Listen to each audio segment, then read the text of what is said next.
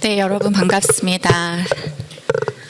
저는 세이브 더 칠드런에서 아동권리 정책 팀장으로 일하고 있고요. 간단히 제 소개를 하면 한 10년 정도 특수교육 현장에서 일을 하고 지금은 아이들 위한 애드보커시 정책 개선 활동을 좀 하고 있습니다. 그리고 국가인권위원회 아동인권 전문위원으로 활동하고 있습니다. 제 제목을 좀 보시면 정책 현장과 정책을 연결하는 지원 체계 제안이라고 말씀드렸잖아요. 근데 제가 세이브 더 칠드런에서 한 8년 입법 활동 해보면서 정책을 보는 관점을 이제 배웠는데 그 중에 하나가 정책에서 중요한 거는 문제를 어떻게 정의하느냐가 되게 중요합니다. 그래서 예를 들면 발달이 느린 아이가 있어요. 그 아이를 아직 장애 진단을 받지 않은 아이로 정의하면 정책은 그 아이가 진단을 받을 때까지 기다립니다.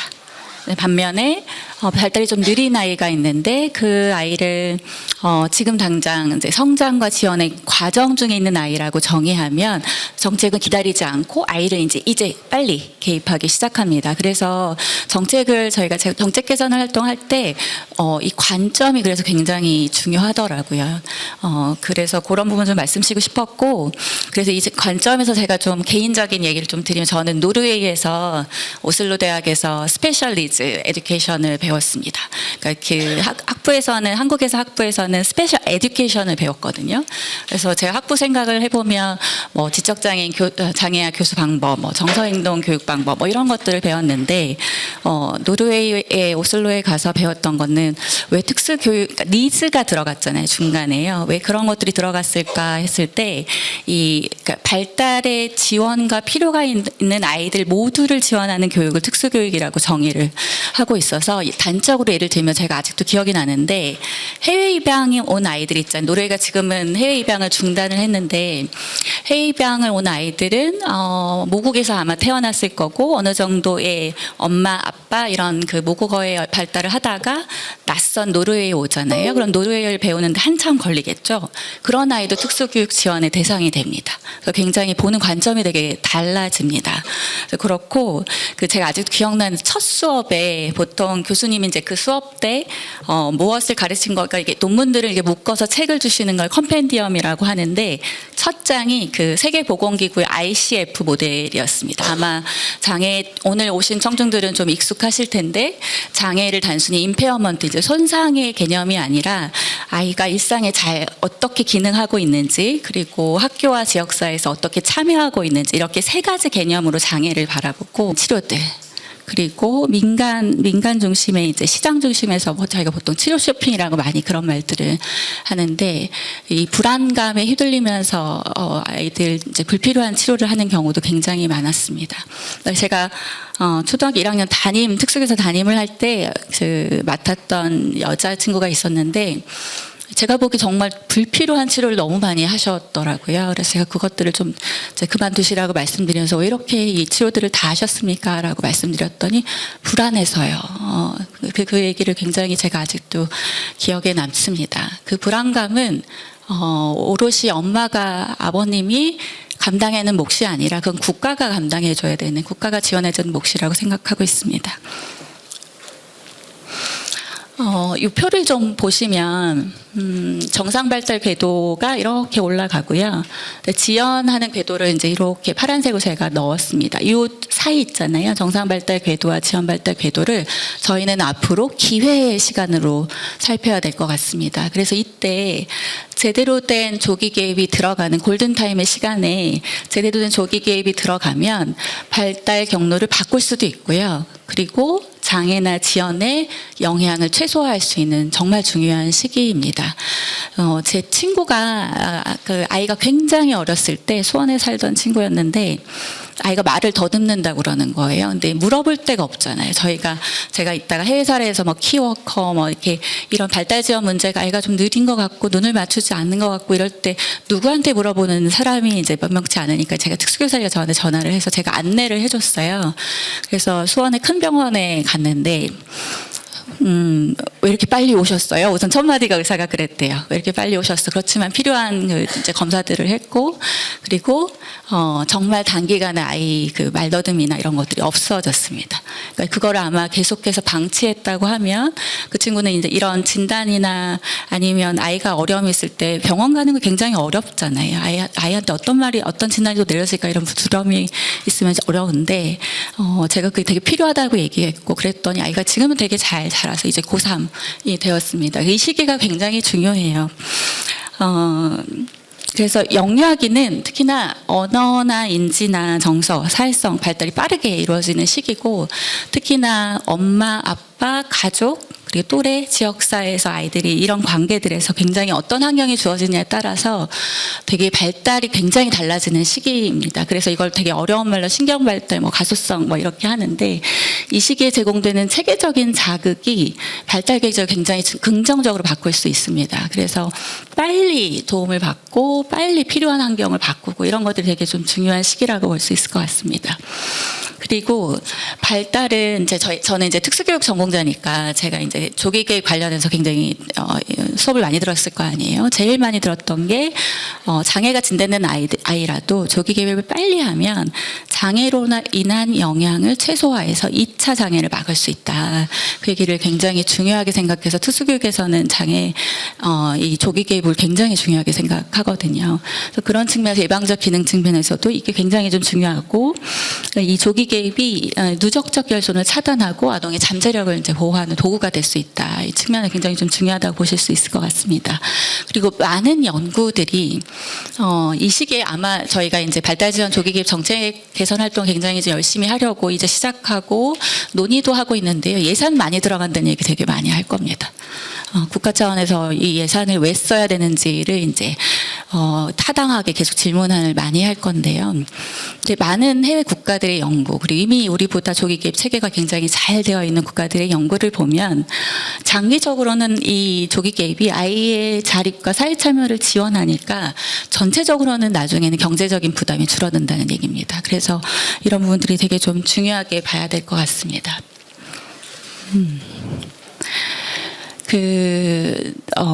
이제 저희가 보통은 아이가 느리다는 거를 이제 많은 경로를 통해서 알게 되는데 공적 체계에선 대표적으로 영유아 건강 검진을 받잖아요. 저희가 6세 미만의 아이들은 영유아 검진을 받게 되는데 관련해서 이제 아이들이 건강 검진을 하고 나면 심화 평가 권고를 받는 아이들이 있죠. 이후에 발달 지연이 더 있는지 이런 것들을 더 평가해보고 체크를 해봐야 되는 아이들이 있는데 그 중에 한 36% 정도의 보호자들 어떤 조치도 취하지 않는다고 이렇게 연구 결과를 좀 알 수가 있습니다.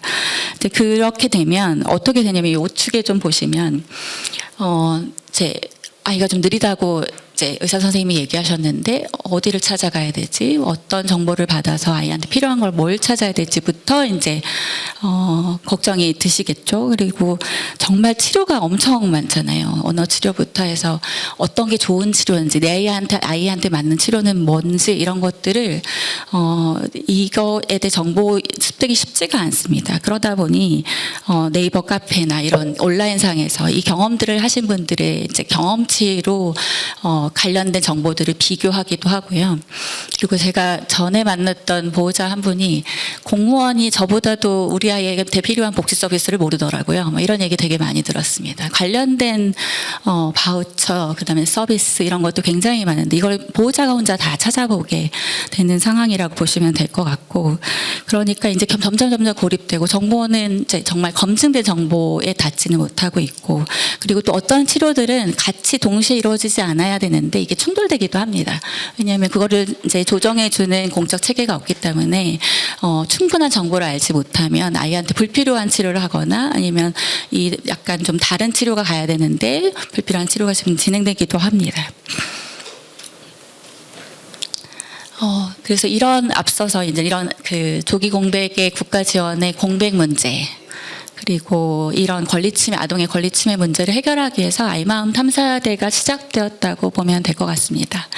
앞서서 청문하 교수님께서 저희 이제 아이마음 탐사대 운영위원장이세요.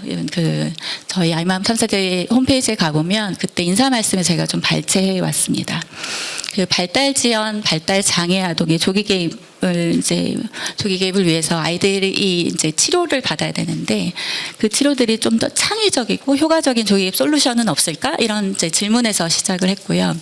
그리고 그리고 이게 현장에서 이건 굉장히 아이한테 효과적인데 이런 치료법도 분명히 있습니다. 이런 솔루션들이 있는데 이거를 검증하거나 사용할 방법도 많지는 않습니다. 그런 문제들을 아이맘 탐사대에서 발굴하고 과학적 검증을 통해서 입증하고 이게 결국에는 정책까지 변화될 수 있도록 하는 게 아이맘 탐사대의 목적이라고 보시면 될 것 같습니다. 지금 3년간 여정인데요. 작년에 시작해서 3년간 여정이고 스페이스 1에 지금 12개 솔루션들이 지금 들어가 있는데 제가 몇 가지를 좀 소개시켜드리고 싶어서 가져왔습니다. 그 가운데 보시면 이제 동국대학교 일산병원하고 그 이제 한국자폐인 사랑협회에서 진행하는 게 있는데 저 케어기퍼 스킬스 트레이닝은 WHO 세계보건기구와 오티즘 스픽스가 이제 공동 개발한 건데 이걸 한국의 가정에 적용해서 부모를 지원하는 건데 부모의 지원이 왜 중요하냐? 저는 이제 부모가 전문가가 되지 않아야 된다고 생각합니다. 왜냐하면 부모는 아이의 친밀한 양육자이고 부모는 이런 조기 개입의 관계에 있어서 의사결정 파트너야 되지 전문가가 되지는 안 되는 구조를 만들어야 돼요. 전문가는 관련 지역사회와 국가가 그것을 지원해야 되는 것이지. 그래서 이런 치료들이 그렇게 이런 솔루션들이 굉장히 좀 도움이 될 것 같고 ABA는 너무 익숙하셔서 잘 아실 것 같아요. ABA는 이제 응용 행동 분석 기법인데 예를 들면 제가 이제 특수학교에서 담임을 할 때 제가 만난 아이가 이제 자폐 스펙트럼 장애 학생이었어요. 근데 그 친구는 발화가 잘 되지는 않은데 그래서 화장실을 가고 싶다던가 아니면 그 친구가 피아노 소리를 좋아했거든요. 피아노를 쳐달라고 하는 걸 다 그냥 우는 소리로 저한테 그러니까 요구하기를 다 울음으로 표현하는 아이였어요. 그래서 제가 좀 생각을 하다가 그 화장실과 피아노를 이렇게 그린카드로 만들어서 아이가 그린카드를 저한테 건네주면 피아노를 쳐주고 그리고 화장실을 건네면 피아노를 안 쳐줬어요. 그러니까 좋아하는 행동에 제가 아이가 좋아하는 보상을 주니까 아이의 행동이 점점 변화가 되더라고요. 그걸 보상이라고 해서 ABA에서는 얘기하는데 그래서 아이가 8살에 처음 기저귀를 뗐어요. 화장실 가는 걸 요구하는 거 그리고 피아노를 쳐달라고 요구하는 이런 걸 좀 구분해서 가르쳤더니 그리고 거기에 본인이 좋아하는 행동에 계속해서 강화하는 방식을 줬더니 아이가 기저귀를 떼더라고요. 그리고 속어라는 방법도 씁니다. 속어는 이 행동 있잖아요. 아이들의 저희가 행동 문제라고 하는 문제가 아이의 잘못이라고 보면 안 되고 이 문제 행동이 지속되게 하는 요인들이 있습니다. 그게 평소에는 관심을 안 가져주다가 문제 행동을 일으키면 갑자기 관심을 가져주고 상호작용을 엄마가 더 신경 써주고 혹은 교사가 그렇게 했을 때 그런 불필요한 요인들을 제거하는 소거하는 것을 하게 되는 것도 ABA의 중요한 원리 중에 하나인데 그런 온라인 ABA 교육을 통해서 이 서울대학교 병원하고 한양대학교 병원 행동발달 증진센터가 부모에게 치료 솔루션을 지금 진행하고 있습니다. 그리고 이제 조기 발견 치료 발달 지원 측면에서 제가 좀 몇 가지 솔루션들을 좀 소개드리고 싶은데 첫 번째가 휴레이 포지티브 컨소시엄이에요. 그러니까 이게 보시면 지금 위에 사진을 좀 보시면 안구 안쪽을 찍은 사진들 보시죠. 그런 영상들. 그리고 부모랑 아이랑 상호작용하는 것도 영상으로 찍어서 이렇게 하고 설문들 이런 것들을 다 이제 데이터로 만드셔가지고 이 ASD 자폐 스펙트럼 장애를 조금 더 빠르게 선별하는 솔루션입니다. 근데 다들 아시겠지만 선별은 진단이 아니잖아요. 진단은 아까 청곤한 교수님 같은 의료 이제 소아정신과에서 하시는 거고 다만 선별이 왜 중요하냐면 빨리 아이의 어려움을 알게 될수록 빨리 아이한테 정보가 갑니다. 가족에게도 빨리 갑니다. 그래서 이 공백, 아까 4.5년의 공백을 줄일 수 있는 이 선별이 되었다가 정말 장애일 수도 있고 아니면 단순 발달 지연일 수도 있고 아니면 지금 일시적으로 아이가 조금 어려울 수도 있고 이런 것들이 있지만 그때 필요한 정보를 빨리 제공할 수 있다는 걸 측면에서는 이 선별이 굉장히 좀 중요할 것 같습니다. 그리고 여기 이제 세 개 중에 끝에를 보시면 뉴다이브 컨소시엄이 있어요. 보통 제가 이제 만난 아이들도 그렇고 저희가 이제 특수교육을 할 때 되게 중요하게 생각하는 게 예를 들면 A라는 장소에서 아이한테 필요한 기술을 가르치는데 그게 B라는 장소를 갔을 때 거기서 아이가 똑같은 기능을 하지 않은 경우가 굉장히 많습니다. 그래서 장소에 따라서 아이를 같은 기술들을 가르치는 것도 굉장히 중요해요. 그래서 아이들이 굉장히 어려워하는 게 학령 전환기, 트랜지션, 예를 들면 영유아에서 이제 학령기로 가는 거, 학령기에서 또 이제 청소년기로 가는 거, 또 성인기로 이런 전환기에서 아이들이 굉장히 어려워하는데 이때 이제 학교에 들어가게 되면 학교에서 필요한 기술들이 있고 적응 행동들이 좀 있잖아요. 그런 것들을 뉴타입 컨소시엄에서는 디지털 기반으로 이제 가르치고 부모 매개로 좀 전략을 해서 이것들을 좀 훈련하는 솔루션들을 지금 열심히 하고 있습니다. 그리고 잼잼 요거 아시죠? 잼잼 이게 손기술을 이렇게 하는 건데 저는 이게 이름을 너무 잘 지으셨다고 생각이 좀 들었는데 아이들이 이제 손기술 이 소근육 훈련을 굉장히 잘 해야 되는 아이들이 좀 있어요. 근데 그것들을 그냥 앉아서 이제 세상 앞에 두고 하는 것이 아니라 아이들 AI 기반으로 해서 이 동작을 인식하게 하고 이걸 게임형으로 아이들이 자발적으로 이 기술을 훈련할 수 있도록 하는 것들도 여기 잼잼 테라퓨틱스에서 지금 열심히 좀 하고 있습니다.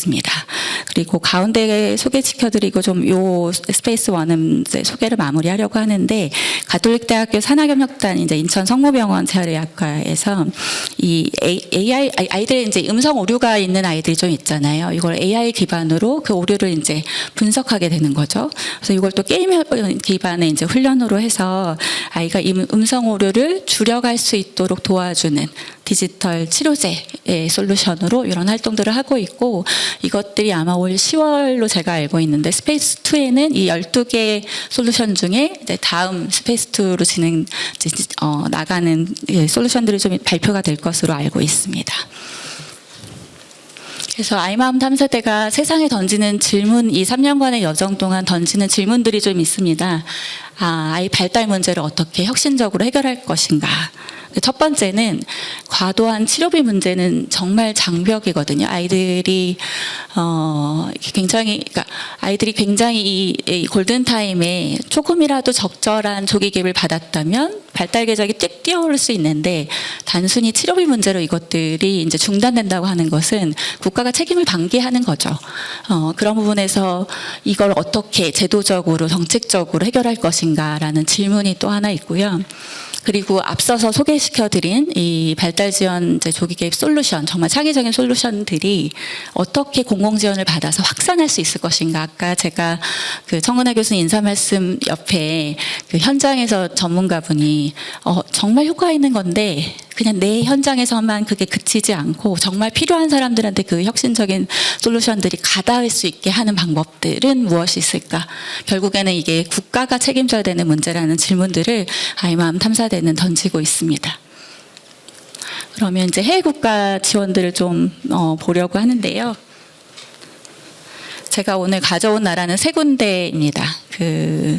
호주하고 그다음 미국하고 일본하고 이렇게 되어 있는데 호주는 개인 예산제로 유명하잖아요. 그러니까 개인 예산제라는 거는 이제 장애인의 필요에 따라서 예산이 이제 관련되면 장애인이 그걸 선택해서 그것들을 서비스나 이런 것들을 구성하게 되는 예산제를 말하는 건데 그렇기 때문에 발달 지원 아동과 가족의 일상이 굉장히 중요합니다. 왜냐하면 이거는 되게 주체성을 두는 제도거든요. 그래서 그런 부분들을 좀 소개시켜 드리려고 하고 일본은 우리나라랑 참 다 비슷한 나라잖아요. 그래서 일본에서는 영유아검진이 똑같이 있는데 저희랑 차이는 시정촌, 우리로 말하면 기초지자체입니다.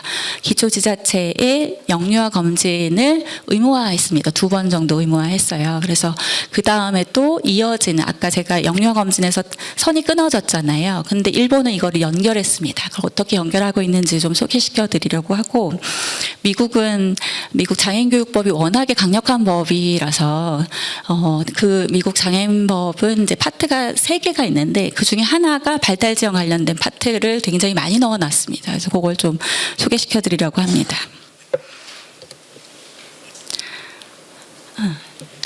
호주 NDIS 이제 말하자면 장애인 보험법인데요. 여기서는 아동의 최우선 이익 원칙이라는 게 굉장히 좀 낯선 개념이실 텐데 유엔 아동 권리 협약에 이 원칙이 있습니다. 3조에 들어가 있는데 아동에게 영향을 미치는 결정들이 좀 있잖아요. 그게 정책적이든 제도적이든 예산이든 그럴 때 아동의 이익을 최우선으로 고려해라 국가는. 그게 아동의 최우선 이익 원칙인데 아동권리협약이 44조로 되어 있거든요.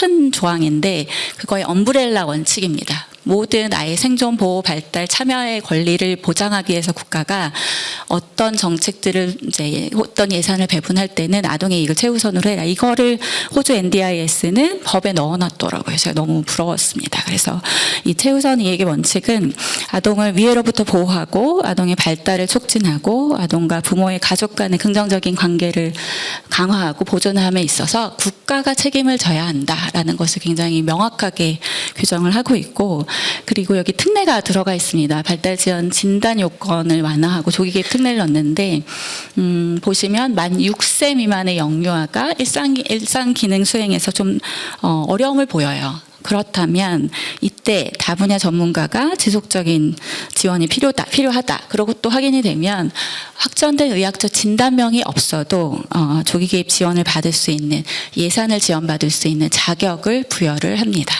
그래서 조기 발견하면 바로 조기 지원으로 이어지도록 하는 것이 큰 틀에서 이 원칙이라고 보시면 될 것 같습니다. 그래서 여기 보시면 제가 되게 인상적이었던 게 저희 국가 아동 정책들 제가 정말 많이 들여다보는데 저희 국가에서는 정책 과제를 많이는 발표하는데 예를 들면 구체적인 예산 계획이나 아니면 언제까지 시행하겠다던가 이런 숫자들이 많지는 않아요. 그런데 이 NDIS 법은 아이가 발달 우려나 발달 지연이 좀 의심되고 그것들을 이제 NDIS 청에다가 이제 의뢰를 하면 20일 이내에 발달 지연 조기 개입을 부여받을 수 있는 자격을 줄 건지 안 줄 건지 이 여부를 통보하게 되어 있습니다.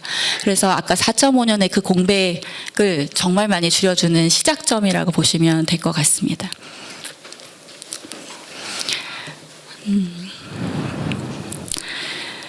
우리나라에서 이제 보호자가 정말 아이들한테 아이의 발달 지연을 도와주려면 정말 많은 전문가를 만나세요.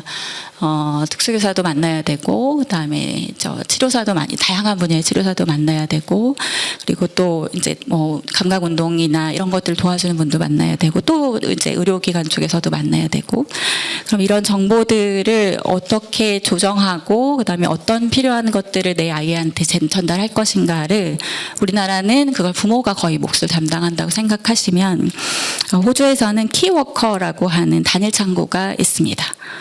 이거는 이제 NDIS 법 내에서 아까 말씀드린 그 발달 지연 조기 개입 특례의 조건에 이제 부합되는 아이가 이제 있으면 법에 따라서 이 키워커가 지정이 좀 됩니다. 그리고 이거는 가족이 선택합니다. 국가가 지정하는 것이 아니라 가족이 선택을 하게 되고요. 다학제 팀이라고 해서 되게 다양한 분야의 팀에서 아이의 발달을 이제 여러 측면에서 평가하고 아이 발달을 지원하기 위한 계획들을 좀 세우게 되는데 이때 키워커가 중심이 돼서 치료사 간의 의견을 반영합니다. 그리고 이 일관된 그러니까 정말 이렇게 파편화되는 계획들이 아니라 일관된 아동 관련된 지원 계획 그리고 가족 지원 계획을 세우게 되고요. 그래서 이때 이제 예산 같은 것도 아동과 가족의 필요에 의해서 예산을 사용할 수 있도록 하는 개인 예산제가 함께 작동을 한다고 보시면 될 것 같습니다.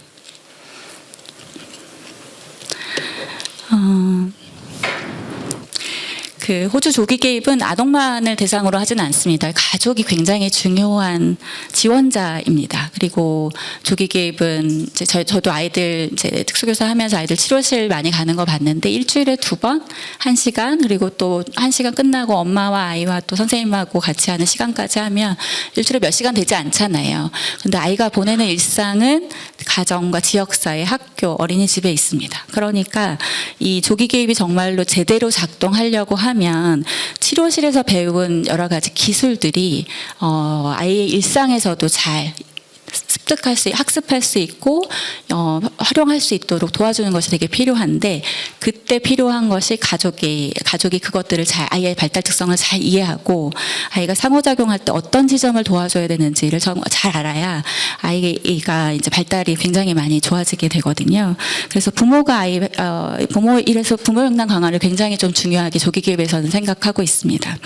그래서 전문가가 부모를 코칭하고 가정이란 자연스러운 환경에서 발달 지원 전략이 일과 중에 끊임없이 실행되도록 하는 거. 아마 앞서 말씀드린 그 아이마음 탐사대에서 부모에게 중재 전략 이런 표현 되게 많았잖아요.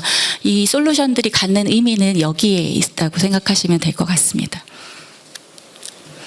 그리고 이건 정말 최신 연구인데 이 호주에서 이제 아마 올해 10월에 시행하게 되는 게 Thriving Kids라고 기초 지원을 저 피라미드에서 중간 단계를 넣었습니다. 그러니까 요거가 어떤 의미냐면 기존에는 보편적 지원과 NDIS 국가장애인 보호법과 그다음에 보편적으로 하는 것들 이 두 가지 체계였다가 지금 가운데 체계를 전달 체계를 넣었다고 보시면 되는데 이게 뭘 의미하냐면 이 Thriving Kids 이니셔티브는 주정부, 준정부 정부들이 함께 추진하고 있는데 호주 달러 한 40억 달러 정도 한다고 하더라고요. 그래서 여기 이제 차이를 보시면 기존의 NDIS는 8세 이하 발달 지원 아동이나 아니면 이렇게 자폐 아이들 중에 낮은 수준의 아이들, 중간 수준 아니면 아주 밀도 있는 지원이 필요한 아이들이 다 NDIS에 들어갔다고 하면 이제 10월부터는 이걸 구분을 좀 합니다.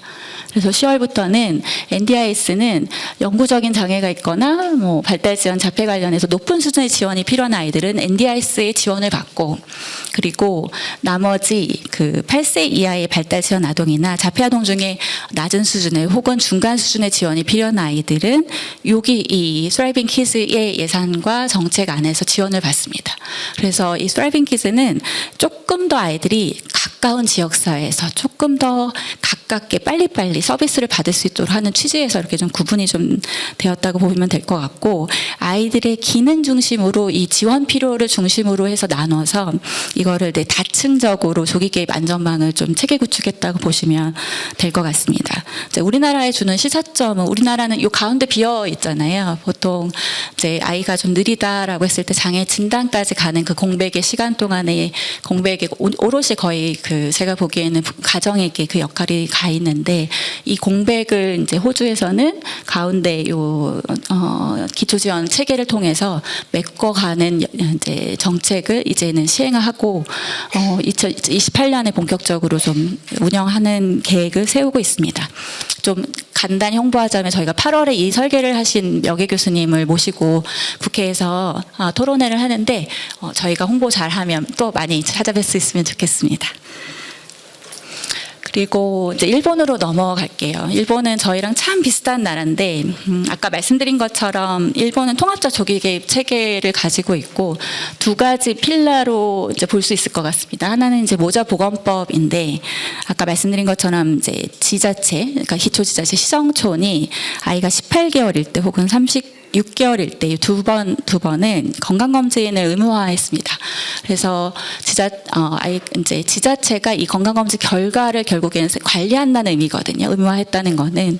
그래서 지자체가 이걸 보고 필요한 부모의 물론 동의가 필요하죠. 부모가 동의하면 필요한 공적 기관에 아이의 발달 지원의 어려움을 지원하는 기관으로 연결하는 체계를 좀 가지고 있고요.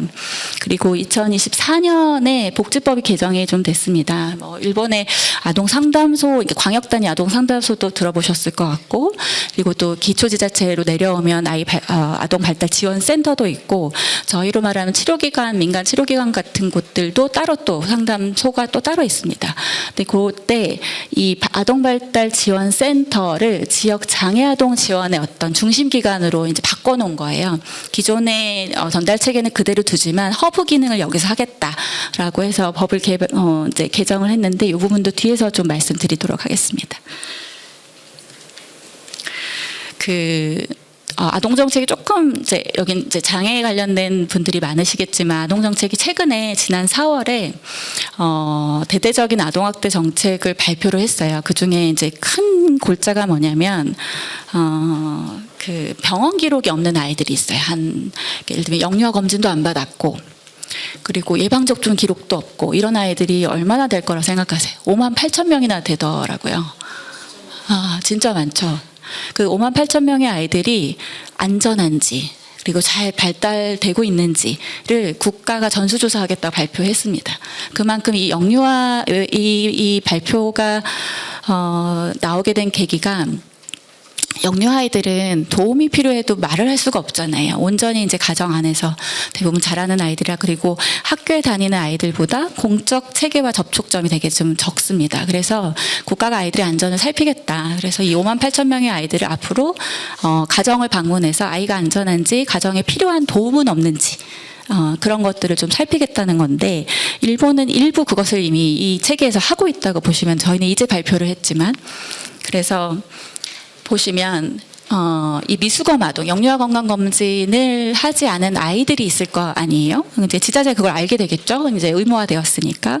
그래서 미수검 아이들을 파악하고 영유아 검진 받으셔야 됩니다. 이렇게 안내도 하고요.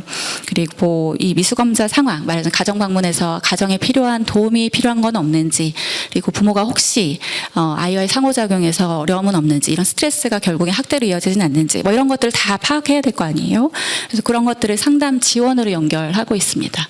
그래서 이런 영유아 검진 결과가 나오면 물론 보호자 동의 당연히 필요합니다. 보호자가 동의하게 되면 그 아이와 관련된 정보들이 보건센터나 앞서 그 두 번째 필라에 있는 아동발달지원센터로 연결돼서 그래서 가족에게 필요한 지원들이 이제 공적 정보들이 그때부터 이제 시작이 된다고 보시면 될 것 같습니다.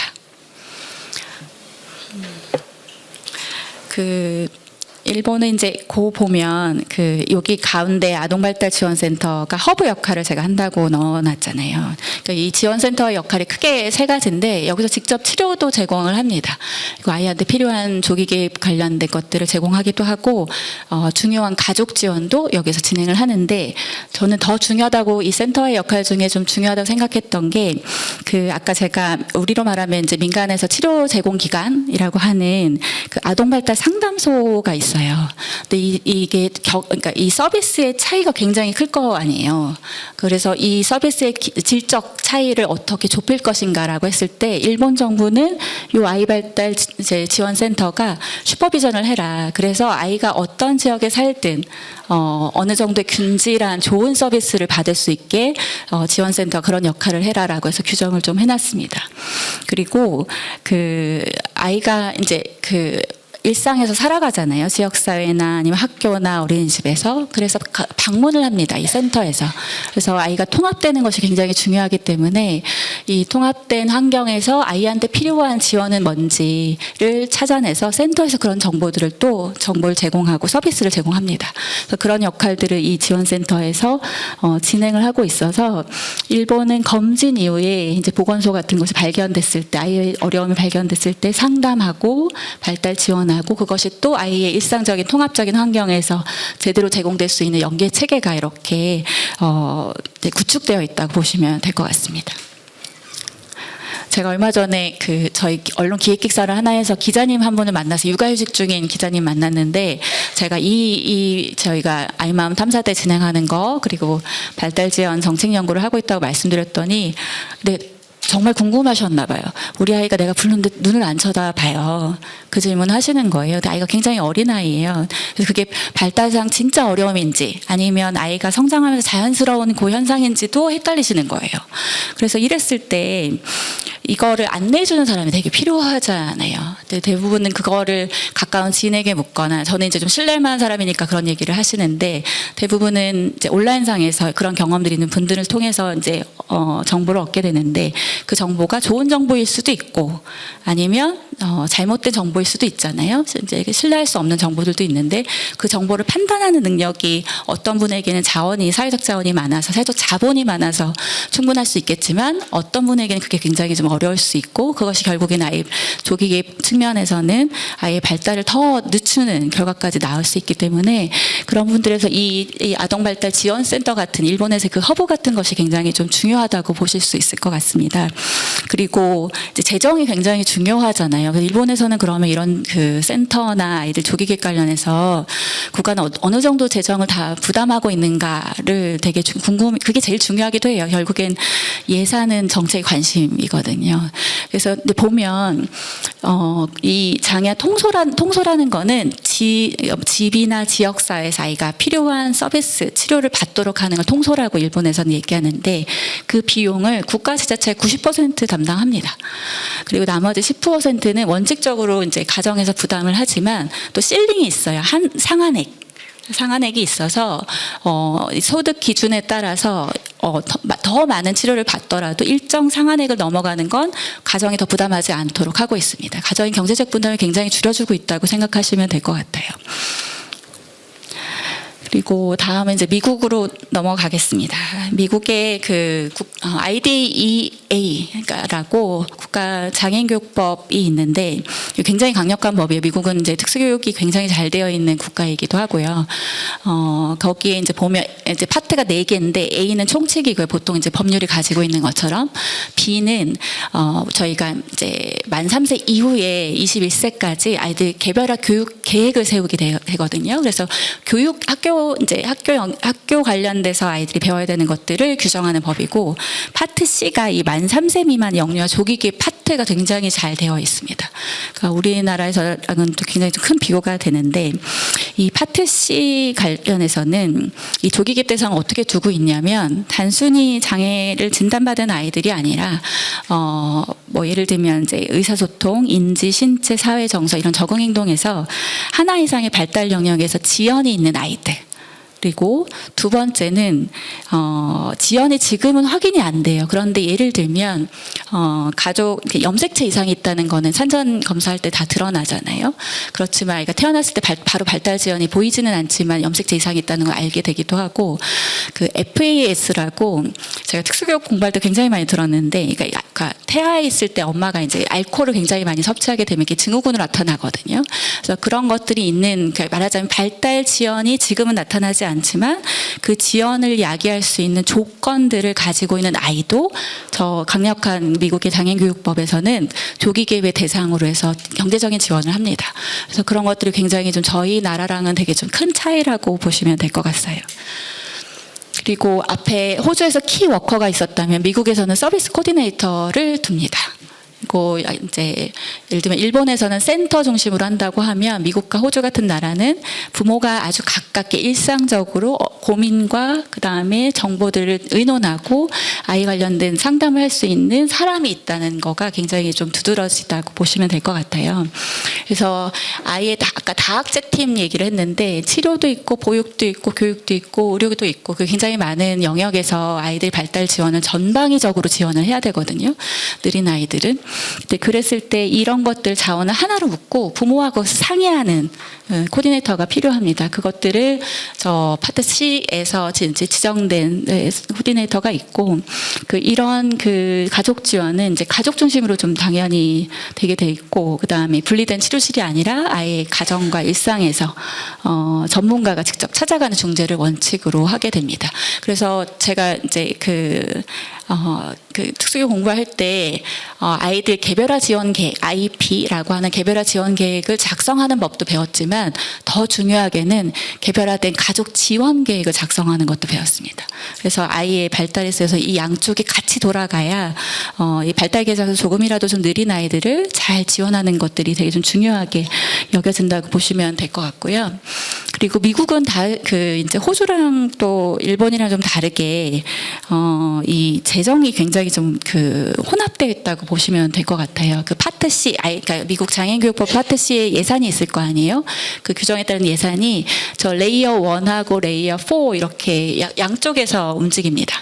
그래서 우선적으로는 초기 평가나 사례 관리, 아까 IFSP라고 하는 개별화된 가족 지원 계획을 수립할 때 필요한 예산들이 있잖아요. 그걸 기본적으로 이 파트 C에서 담당을 하는데 그 사이에 뭐가 있냐면 민간보험이 있고 또 메디케이드라는 공적 의료보장이 또 있습니다.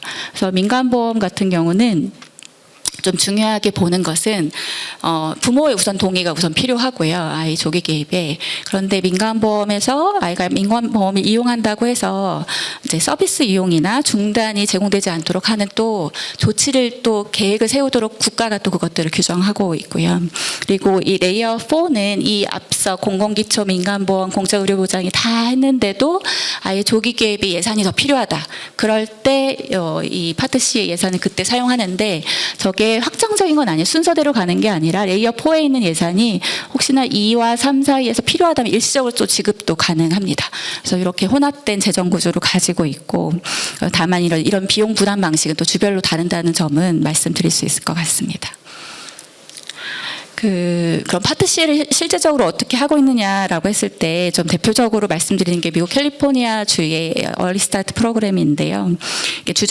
미국 이제 주정부들이 굉장히 강력하게 작동을 하니까 주정부 산하에 발달장애 서비스부가 있을 것 같고 이 얼리 스타트 프로그램을 어디가 주체적으로 하냐면 리지널 센터, 지역 센터가 이제 중요한 역할을 좀 해서 주정부랑 이 리지널 센터와 협력이 굉장히 좀 중요한데요. 이 전달책의 핵심이라고 볼 수 있을 것 같습니다. 캘리포니아 주에는 한 21개 센터가 있는 것으로 제가 알고 있고 이 DDS, 이 발달장애 서비스부에서 위탁한 이제 비영리 기관들이 이 지역 센터를 운영을 하게 됩니다. 그래서 영유아 가족에게는 이제 소아과나 아니면 뭐 보육기관이나 부모 누구나 여기다가 의뢰를 할 수가 있게 돼요. 그럼 의뢰를 하게 되면 여기서도 수치가 나타나죠. 의뢰를 한 이후에 아이에 대해서 평가를 하고 그리고 아이가 어떤 어려움이 있는지 파악하고 그다음에 개별화된 지원 계획 회의를 하는 거를 45일 이내에 다 마무리하도록 합니다. 그래서 이 공백 있잖아요. 발달의 어려움이 발견된 이후에 진단까지의 공백을 다 최소화하려고 정말 촘촘하게 법이 규정하고 있다고 보시면 될 것 같고 그래서 이때 서비스 코디네이터가 전담 배치가 되고요. 아이와 가족에게 필요한 지원들을 원스톱 서비스로 지원을 제공하는 프로그램이라고 보시면 될 것 같습니다. 그리고 이거는 조기 개입 프로그램이 일환은 아닌데요. 제가 이제 국가들이 그 부모의 경제적 부담을 어떻게 줄여주나 굉장히 좀 관심이 많아서 좀 가져와 봤어요. 일반적으로 메디케이드 아까 얘기한 그 공적보험 같은 경우는 이제 여기 보면 페어런스 인컴이라고 돼 있어 부모의 소득 기준에 따라서 작동을 하거든요. 근데 어떤 아이들은 있잖아요. 여기 적용 대상을 보시면 시설 입소가 필요할 만큼 굉장히 지원이 많이 필요한 발달 장애나 발달 지원 아동이 있을 때 그렇지만 가정에서 돌보기를 원하는 가족들도 있을 수 있잖아요. 근데 보통 저희 나라도 시설에 사는 아이와 가정 위탁을 하는 아이들 지원 금액이 달라지는데 시설에 더 많이 가기는 합니다. 그래서 그것들이 이제 가족에 미치는 영향도 굉장히 부작용이 있기는 한데 이때 KD 백킷 옵션은 이 페어런스 인컴의 개념을 아동의 인컴 개념, 그러니까 영어는 제가 $0로 써놨잖아요. 그래서 이런 그 지역사회에서 가정에서 아이를 돌보기 원하는 특히 아이가 심각한 발달 장애나 중증 질환을 가진 아이들을 가정에 돌보면 이 메디케이드 관련해서 이것들을 적용할 수 있도록 열어준 어떤 통로라고 보시면 될 것 같아요. 그래서 주별 차이는 있지만 미국은 이런 옵션들을 통해서 가정의 경제적 부담을 줄여주는 노력을 하고 있다고 보시면 될 것 같습니다. 시간이 이제 마무리가 좀 돼야 될 것 같아서 제가 아이마음 탐사대 저희 기관과 현대상과 또 세브란스 병원 임팩트 스퀘어와 같이 하는 아이마음 탐사대가 진행되는 여정과 그리고 저희가 정책 연구를 통해서 본 해외 사례를 보면서 어떤 방향으로 정책 개선 활동을 하는 것이 필요한가라는 고민을 굉장히 좀 많이 하고 있습니다.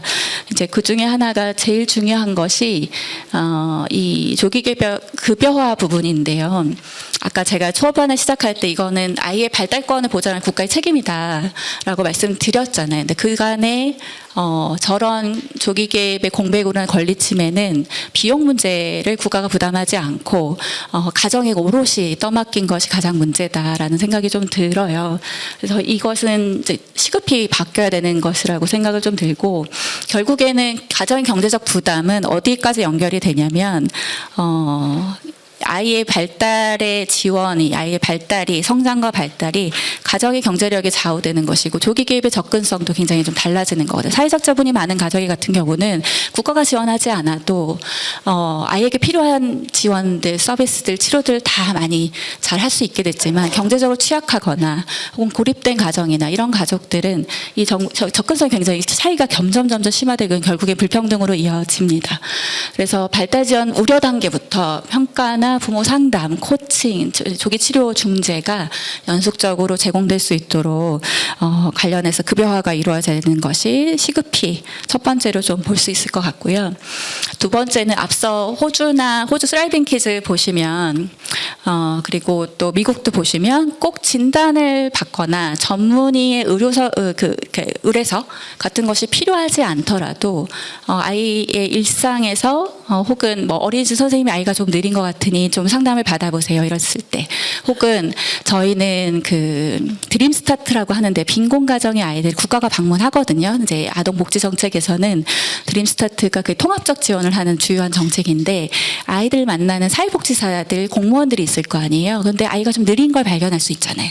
그러면 그 아이들을 이 공적 체계로 연결해 주는데 그것을 진단이 될 때까지 기다리는 것이 아니라 그 아이의 필요, 그러니까 발달 지원의 필요에 근거해서 지원하는 것이 굉장히 좀 중요할 것 같고, 아까 그 드라이빙 키즈라고 하는 기초 지원 체계가 우리나라도 들어와야 되는 것이 좀 필요하지 않나 그런 생각을 좀 하고 있습니다. 그리고 제가 그래서 말씀드린 게 여기 발견 부분인데요.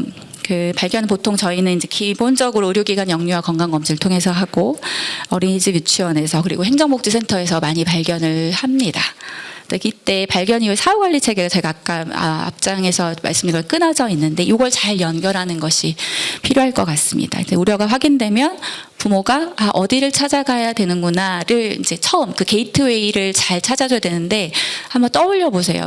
만약에 내가 아이를 아는데 아이가 좀 느려. 그럼 어디를 찾아가야 되지? 처음 떠오르는 게 아마 병원이시지 않을까 싶은데 병원은 굉장히 오래 기다리기도 하고요. 대기도 굉장히 오래 기다리기도 하고 가장 가까운 곳에서 빨리 필요한 정보, 병원을 가더라도 어떤 정보들을 어디를 찾아가고 어떤 정보들을 내가 알아야 되는지부터 안내해주는 게이트웨이가 좀 필요할 거라고 생각이 좀 들고, 이거는 가정의 몫이 아니라 공공이 상담, 평가, 조기 가족 지원까지 연결해 드리는 이런 사후관리 체계가 이제 끊어지지 않는 연속적 지원 체계가 필요할 것이라고 생각하고, 이거 게이트웨이를 어느 기관에 담당하냐에 따라서 이후에 저희가 지금 전달 체계 보면 장애아동 지원센터가 이제 올해부터 전국 단위로 이제 법이 통과되면서 만들어졌고, 또 육아종합지원센터도 일부 발달 지원 아이들의 어려움을 도와주고 있습니다.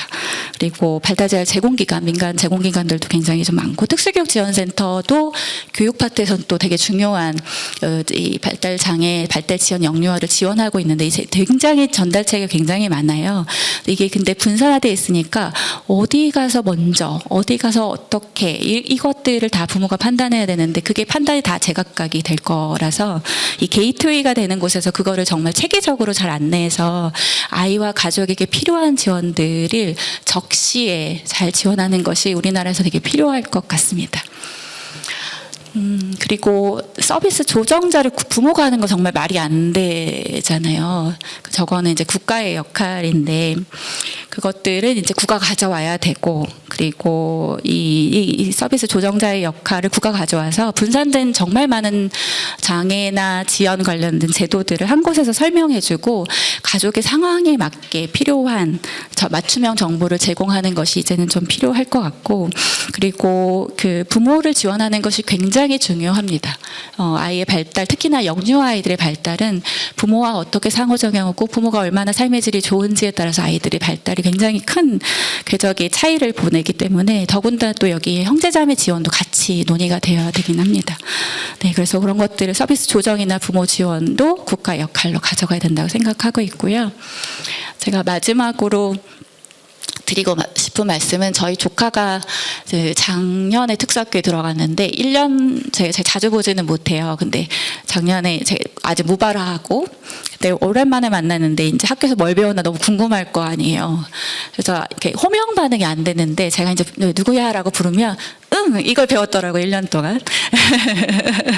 그래서 그 아이들 제가 이제 특수교사 할 때 아이들은 손톱만큼 잘한다 그런 얘기 되게 많이 들어보셨을 거예요. 모르는 사이에 아이가 이만큼 자라있네 이런 생각을 하게 되는데, 그래서 제가 저희 조카 보면서 얘가 가지고 있는 피워낼 어른이 됐을 때 꽃은 무엇일 건가를 굉장히 많이 생각합니다. 지금 되게 힘들거든요. 가족들이 좀 힘들어요. 부모님도 힘들어하시고 우리 제 동생네 가족도 되게 힘들어하긴 하지만 아이가 피워낼 꽃을 기대하면서 가족이 고군분투하는데 그걸 가족에게 맡겨두면 안 되잖아요. 그 아이가 피워낼 아이가 꽃이 피어나려면 좋은 햇빛도 있어야 되고 바람도 불어야 되고 비도 가끔씩 내려야 되고 그런 환경들을 만들어가는 것을 이제는 가족이 아니라 국가가 함께 지원해야 된다는 것을 강조하면서 제 강연을 마치려고 합니다.